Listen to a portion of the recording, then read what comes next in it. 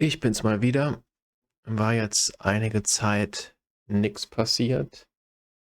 Ich war im Urlaub gewesen und hatte aber, glaube ich, nur für eine Woche Videos vorproduziert und hatte eigentlich im Laufe der Woche auch noch gedacht, ich hätte genug Zeit, um irgendwas zu machen. Dem ist aber leider nicht so gewesen. Sprich, wir sind jetzt in der komischen Situation, wo das Cap seit gestern Abend draußen ist. Es ist jetzt heute Samstag. Das Cap kam gestern am Freitag. Ich habe die Woche Level 60 gemacht, seht ihr oben rechts, ist einiges passiert. Ich weiß gar nicht, im letzten Video war ich Level 53, 51.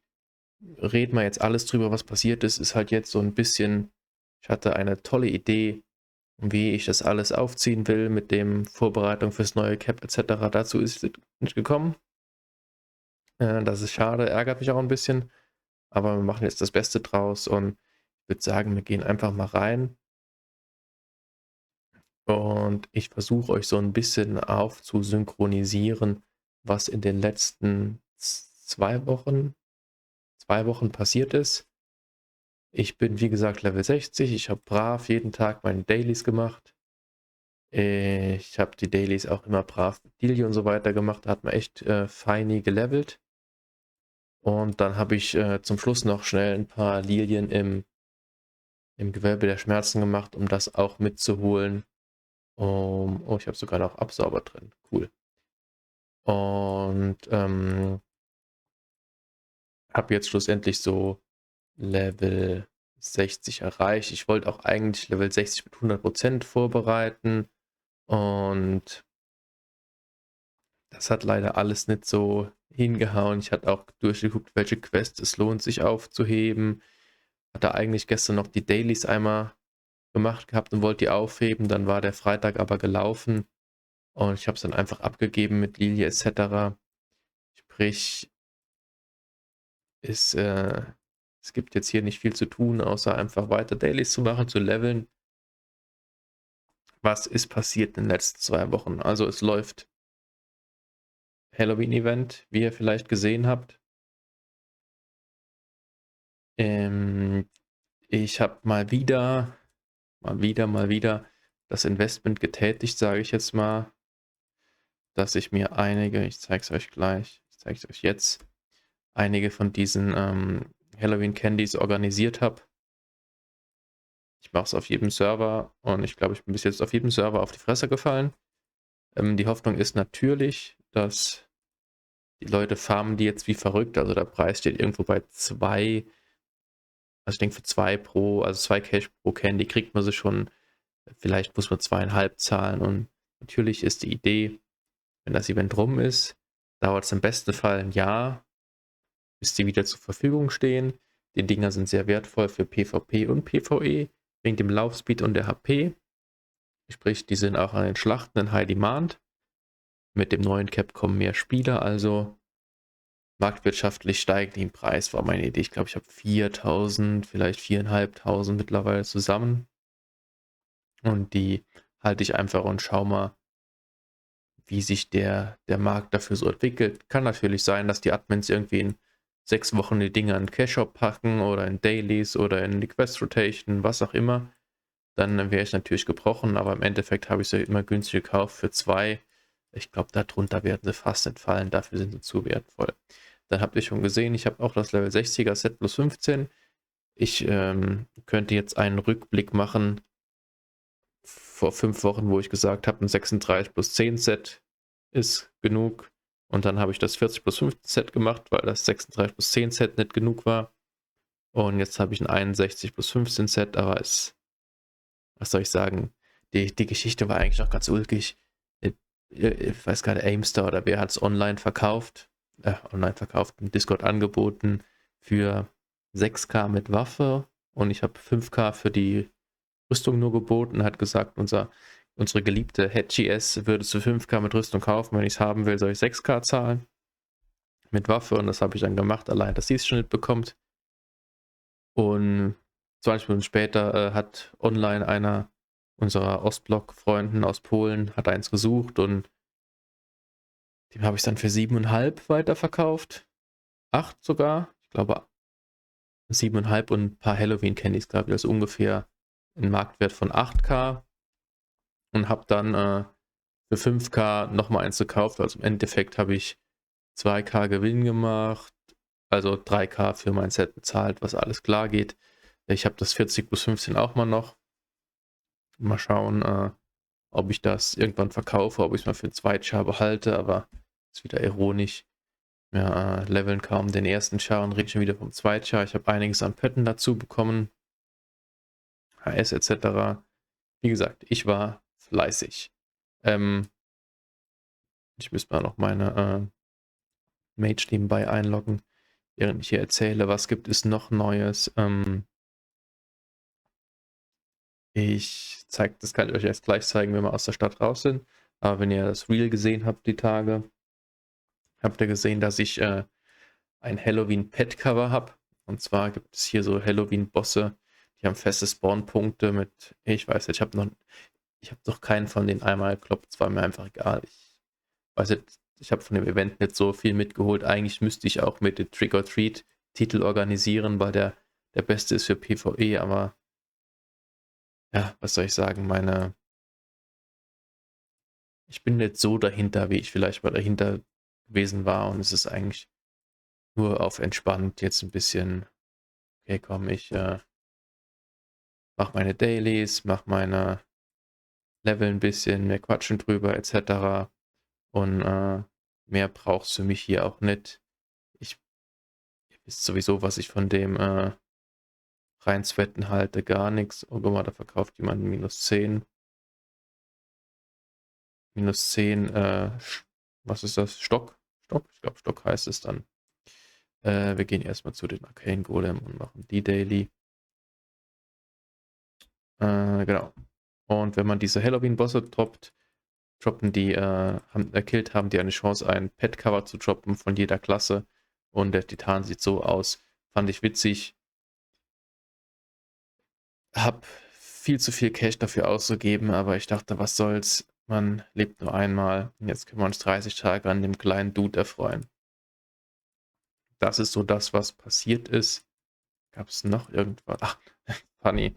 Der Typ wollte, glaube ich, ursprünglich 4K dafür haben und hat dann gemeint, irgendwie an dein Name, du klingst, als wenn du Spanier wärst oder als wenn du Spanisch sprechen könntest. Und dann dachte ich, okay, vielleicht kann man besser verhandeln, wenn ich mich als Spanier ausgebe oder Südamerikaner und habe dann mit Google Translator, ich hätte so ein Video machen. Ich war aber in Urlaub im Laptop und habe da kaum was aufgenommen und habe dem dann vorgegaukelt, dass ich Spanisch könnte und quasi zu seiner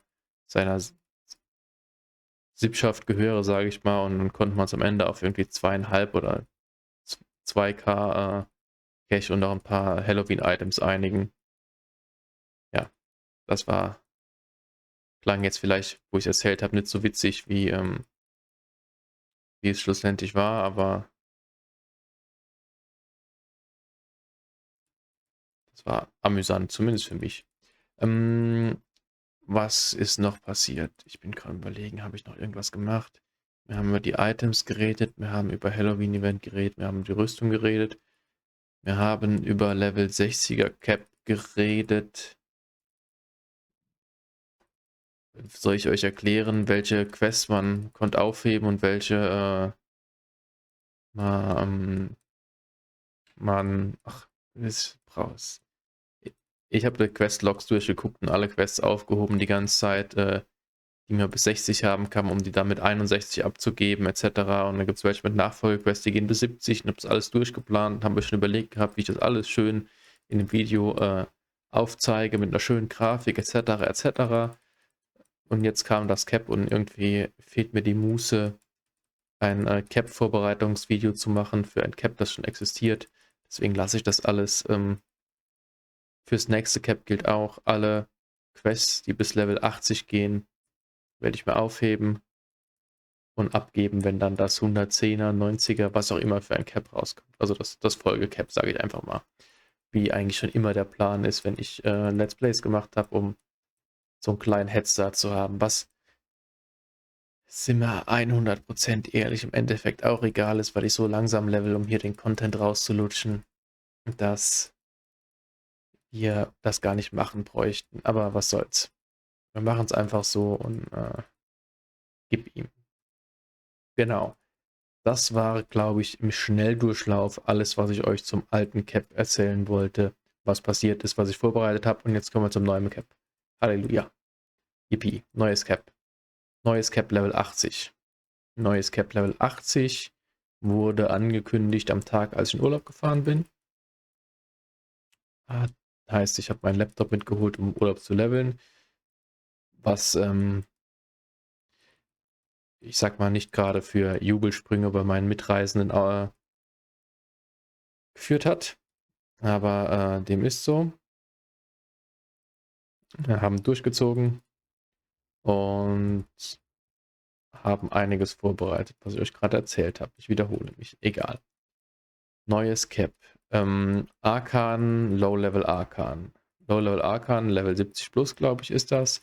Droppt die Level 70er Alternate Variante als PvE-Set. Wer meine Videos von Deja kennt, der sagt, oh, PvE-Set, cool, Ruben, das ist ja genau deine Welt. Geiles PvE-Set, scheiß auf PvP-Set. Holst du dir das? Die Antwort ist nein, das ist kompletter Müll. Ne, kompletter Müll ist übertrieben. Es ist nicht kompletter Müll. Aber es ist nicht so, wie ihr die PvE-Sets von Deja kennen würdet, sondern es sind irgendwie 10% Speed-Up auf den Boots und man hat, glaube ich, insgesamt mit allen 4 Teilen jeweils 25 Attack mehr, also 100 Attack mehr. Ja, es gibt nur 4 Teile, es gibt keinen Helm. Nur Gott weiß warum. Und ich glaube, der Set-Bonus ist irgendwie 10% mehr Golddrop oder so. Also, Jungs geben sich Mühe, aber ich glaube, das hätte man sich sparen können. Dazu kommt, dass, und vielleicht ist das, was mich am allermeisten drüber aufregt, das 75er, 76er, 77er Titan-Set ist sowieso schon nicht so geil. Und das sieht in der Variante, also in den Farbtönen von dem Set, also von dem 77, man merkt, dass ich 2 Wochen Pause hatte und immer viel geredet habe im Mikrofon. Der Farbton ist so ein Neon-Türkis und es sieht einfach furchtbar aus. Also, wenn es shoppt, ist es schön, dann schauen wir uns das an, aber wir gehen nicht aktiv danach suchen. Was es im Arkan aber trotzdem noch gibt, sind Skillbücher für die Level 70er Skills. Da sehen wir schon mal so ein Teil.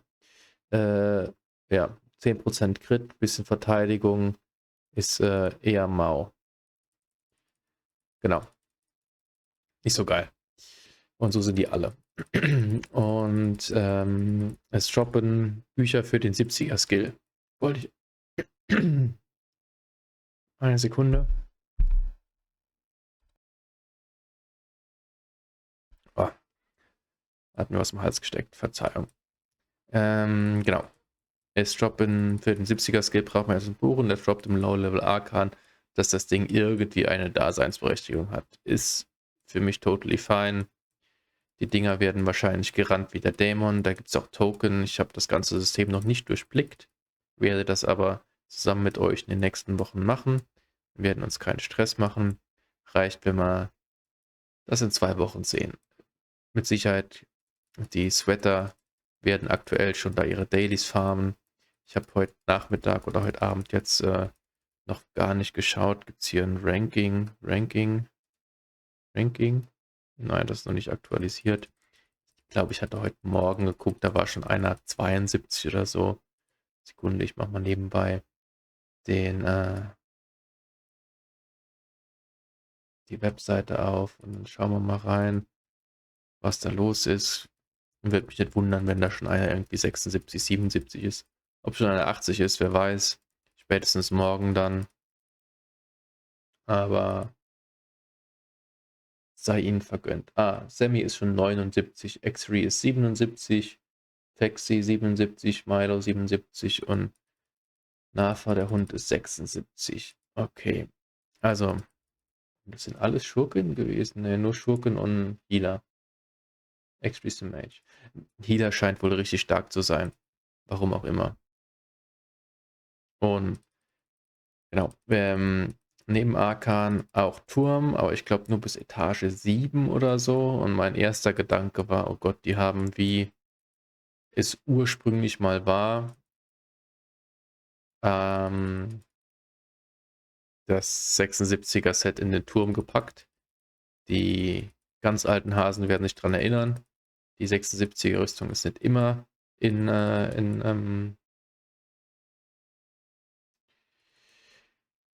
Egea gedroppt, sondern die war früher im Turm, und erst als dann später die Anpassung war, wo die 85er Rüstung auch von den Strajaner-Monstern in den Turm geholt worden ist, etc., wo das alles so ein bisschen leveltechnisch angepasst wurde, ist sie nach Egea rausgezogen. Aber das Gute ist, die Rüstung droppt in Egea bei besagten Monstern, die wir kennen.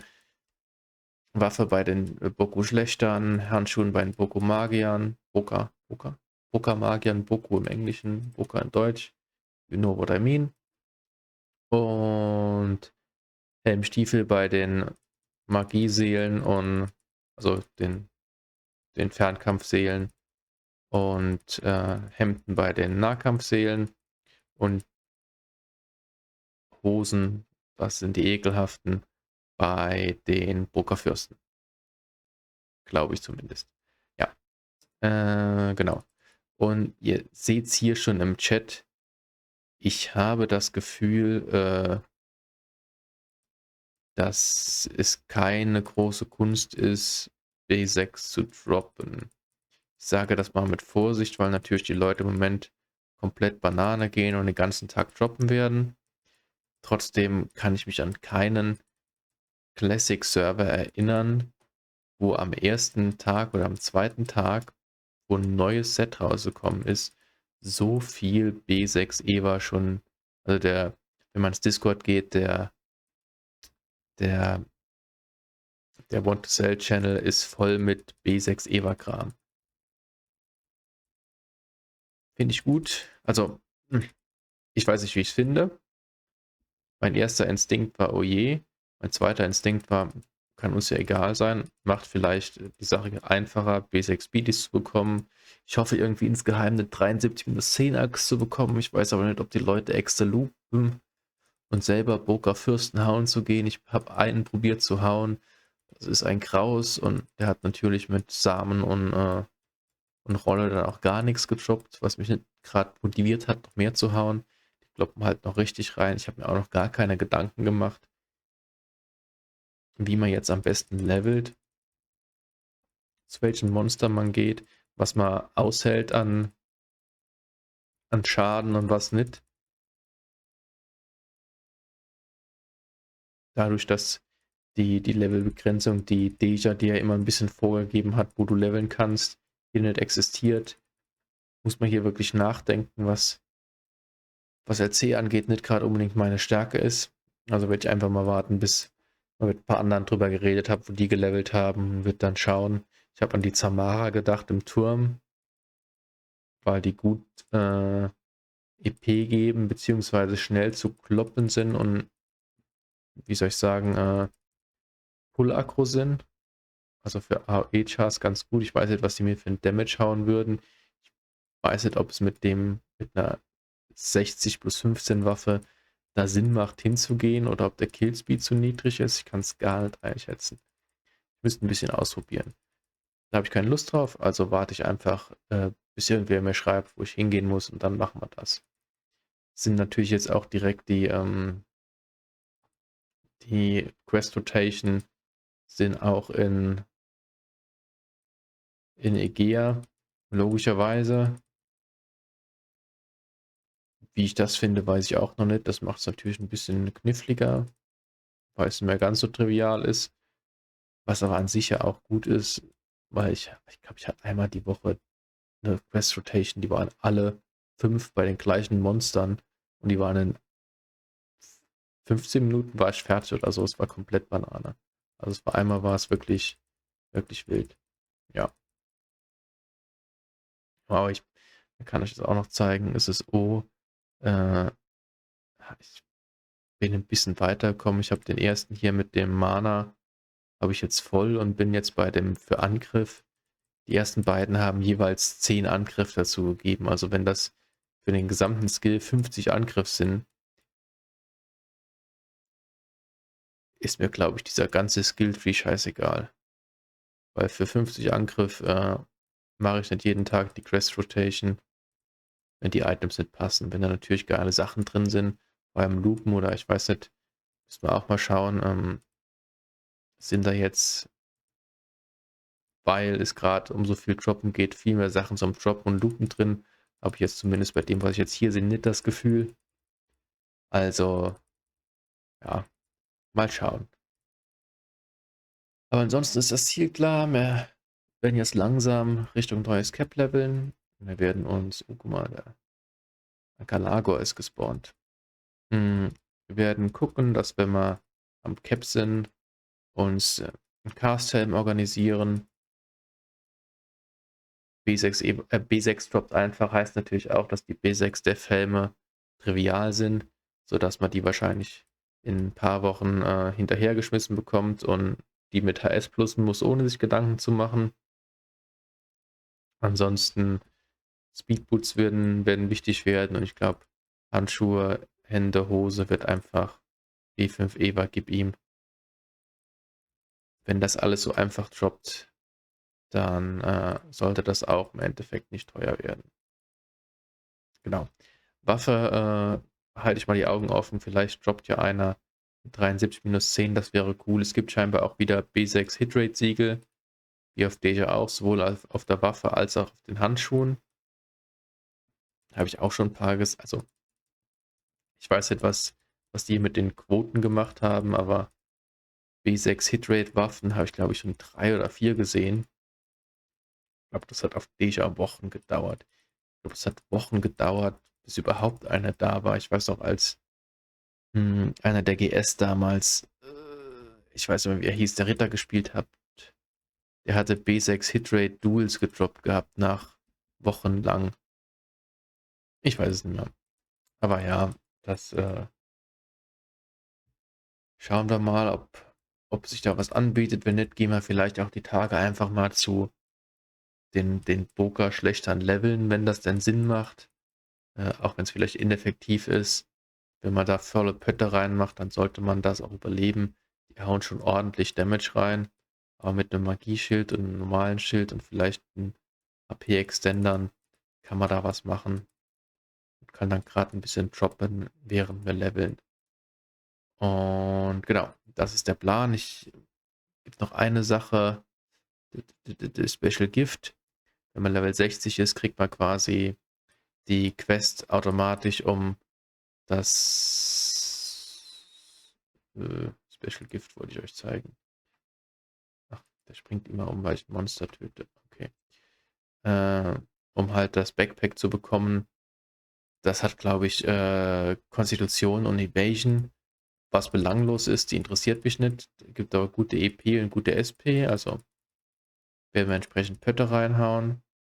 Werden das Ding plus 15 machen, weil es halt dann nochmal 100 Verteidigung, 50 Magieverteidigung gibt, die halt wertvoll sind. Genau. Das wird so der Plan sein, aber da bin ich auch noch weit entfernt. Ich glaube, ich muss noch 450 von den Spinnen im Gewölbe der Schmerzen töten oder so.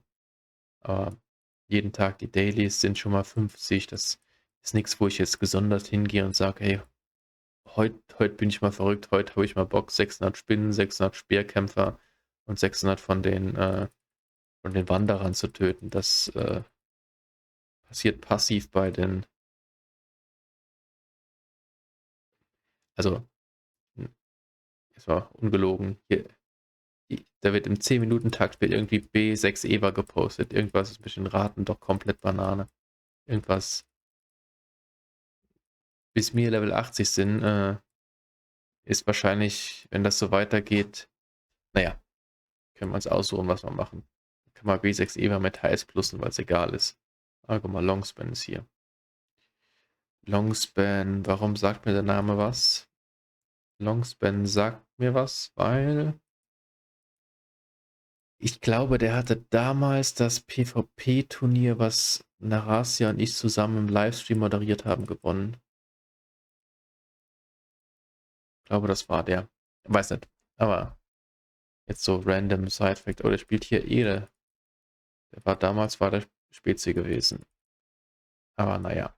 Ich habe nur gehört, dass der Haha-Hater, dessen Name sich Quote ausspricht, also ähm, als wenn er nicht schreiben, wer wisst, wie man Quote mit QU schreibt, schreibe das mit KVOTHE, der Quotenelementarist, wenn man so will. Der hat gestern schon direkt einen B6 Eber Schurkencast-Helm gedroppt und da dachte ich, oh, der hat ausgesorgt, aber wenn ich sehe, was hier an Drops so fällt, wird das bestimmt ordentlich was wert sein, aber nicht damals wie Nice den 87 B6 Eber Cast-Helm auf Deja gedroppt hat, der dann irgendwie für 100 € weggegangen ist, wenn ich mich recht entsinnen kann. So zumindest die Erzählung. Genau.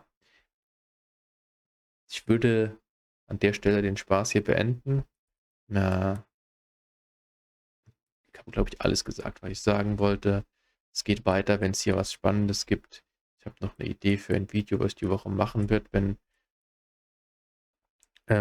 das zeitlich alles passt, termintechnisch. Und ansonsten hören wir uns wahrscheinlich nächste Woche, hoffentlich mit 63. Aber auch nur sofern wir eine 73 minus 10 Waffe bekommen. Aber mal schauen mal. Hat ja bis jetzt immer noch geklappt. Ich wünsche euch auf jeden Fall was und wir hören uns beim nächsten Mal.